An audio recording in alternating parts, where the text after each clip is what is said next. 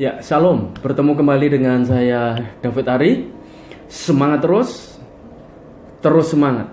Sekali lagi semangat terus semangat. Nah, Bapak Ibu Saudara dikasih oleh Tuhan, kita akan belajar Alkitab dengan cara yang sederhana dan dengan tema-tema yang mudah dimengerti, mudah dipahami, mudah kita kerjakan di dalam hidup kita. Nah, hari ini kita akan belajar satu tema yang ini bisa membuat hidup kita berbahaya dalam situasi yang sulit dan berbahaya, karena kalau kita rancu dua hal ini maka orientasi kita menjadi salah, fokus kita kepada Tuhan menjadi salah. Nah, tema kita hari ini adalah jalan Tuhan dan perbuatan Tuhan. Jalan Tuhan dan perbuatan Tuhan. Kita lihat Mazmur 103 ayat yang ke-7. Ia telah memperkenalkan jalan-jalannya kepada Musa, perbuatan-perbuatannya kepada orang Israel. Saya ulang baca Mazmur 103 ayat yang ke-7. Ia telah memperkenalkan jalan-jalannya kepada Musa, perbuatan-perbuatannya kepada orang Israel. Yang berbahagialah adalah mereka yang mendengar firman Tuhan dan terlebih yang mengerjakannya. Puji Tuhan, amin. Nah, Bapak Ibu Saudara, perhatikan ada dua hal. Kepada Musa diberikan oleh Tuhan, diperkenalkan oleh Tuhan, dikasih tahu oleh Tuhan, ditunjukkan oleh Tuhan jalan-jalannya. Tetapi kepada orang Israel Tuhan hanya menunjukkan perbuatan-perbuatannya. Contoh perbuatan Tuhan itu apa? Dalam konteks zaman kita hari ini, misalnya Anda sakit dan Anda disembuhkan oleh Tuhan. Setahun yang lalu, bulan April 2019, saya mengalami sakit dan Tuhan menyembuhkan sakit penyakit saya. Dan Tuhan membuat mujizat sehingga Tuhan cukupkan dana yang dibutuhkan oleh rumah sakit untuk menyembuhkan penyakit saya. Itu perbuatan Tuhan dalam hidup saya. Saya mengucap syukur atas apa yang Tuhan kerjakan dalam hidup saya itu. Dengan gula darah yang tinggi, dengan operasi yang harus saya jalani, dengan uang besar puluhan juta yang harus saya sediakan untuk saya membayar biaya rumah sakit saya. Tuhan cukupkan semuanya, Tuhan berikan semuanya pada waktunya, dengan caranya melalui istri saya tahu Tuhan memakai istri saya. Dengan jalan dia, lalu ada orang yang memberkati keluarga kami sehingga saya bisa keluar dari rumah sakit dan saya bisa selesai dengan operasi.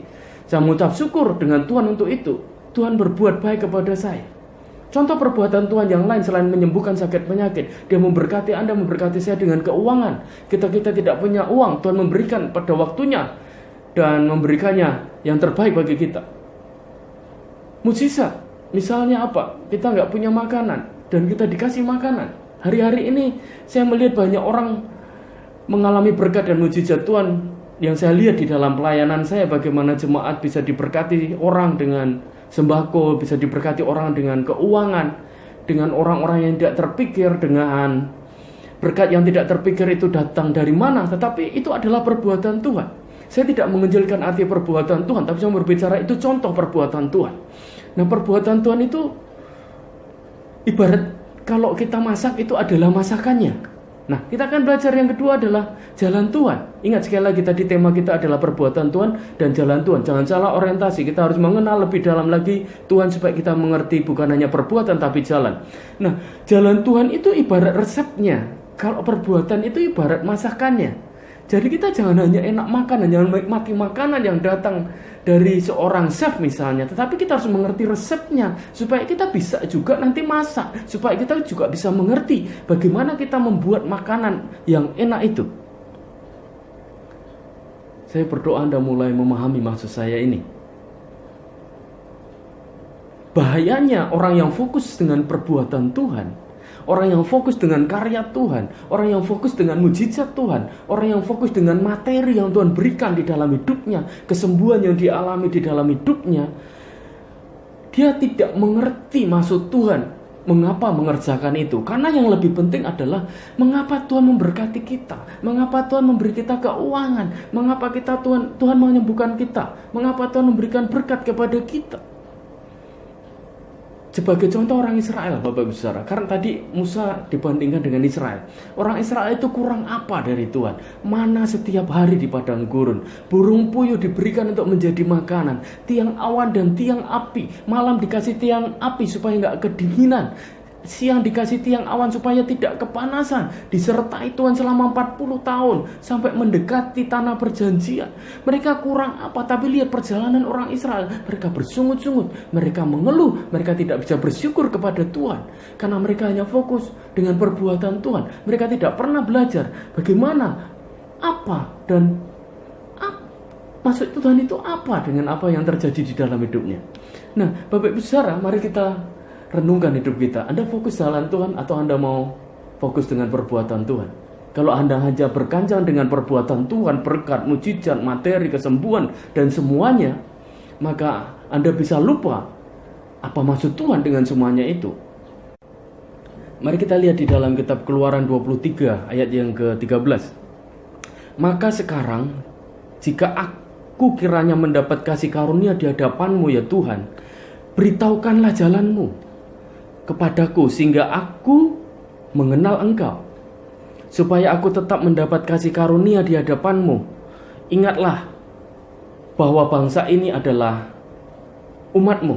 Bapak Ibu Saudara, Keluaran 23 ini adalah doa Musa untuk minta penyertaan Tuhan, doa Musa untuk dia mengerti jalan Tuhan. Ada satu bagian di Keluaran 23 ayat 13 yang barusan kita baca itu, bagaimana Musa berdoa kepada Tuhan, beritahukanlah kepadaku jalanmu supaya aku mengenal Engkau.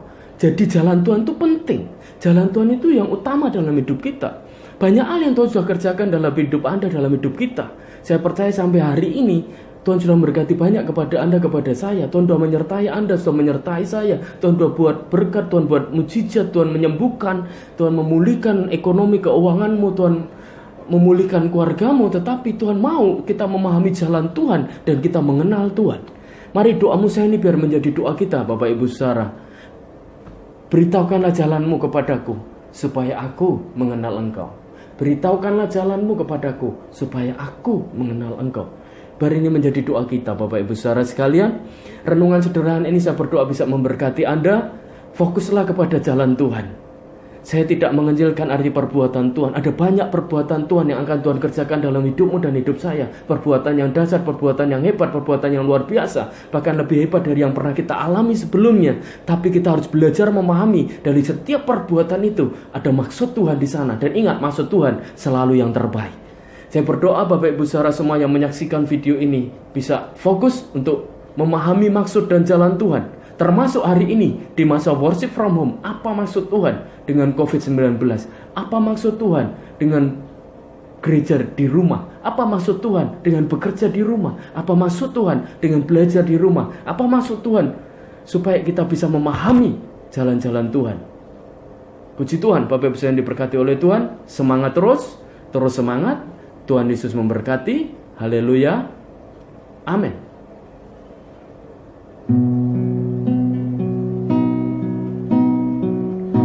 Saya berdoa pujian yang saya akan naikkan ini bisa memberkati Bapak Ibu Saudara. Ada maksud Tuhan, ada rencana Tuhan dengan banyak hal yang terjadi dalam hidup kita.